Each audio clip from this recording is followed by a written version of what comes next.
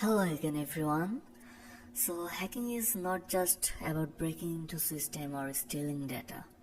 It is a vast skill that involves understanding how computer system works, how network work, and how to identify and fix potential vulnerabilities, how to attack and defend system, and much more. Everything is covered in this course, but good research and dedication makes you a good hacker. So the first step in hacking is gathering information. So this is about a target system or network. We will learn how to do this practically. So digital footprints like breadcrumbs left by a system can reveal valuable information, and we will explore essential techniques to follow and understand these trails. So once we have gathered information, it is time to scan the target system for potential vulnerabilities. You will get real-world example to do so in further lecture. So we will discuss various scanning tools and techniques that hackers use to find weaknesses in a system.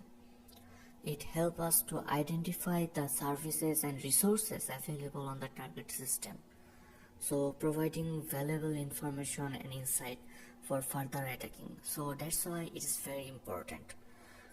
And last but not least, exploration and gaining access is most exciting part for any hacker, and we will dive into the fascinating world of exploiting weaknesses to gain unauthorized access to computer system and networks. Understanding how hackers exploit vulnerabilities is essential for cybersecurity professionals to protect against such attacks. So we are going to cover both.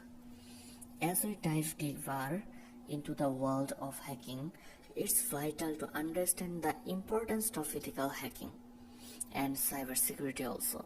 Ethical hackers, also known as the white hat hackers, plays a crucial role in the identifying and fixing security. So to protect system from malicious attack, we need to deep dive and learn all kind of ethical hacking, and this course is designed to learn ethical hacking, cyber security, and certified ethical hacking. So you will be learning everything that a hacker should know. So that's it for this lecture, and see you in the next video.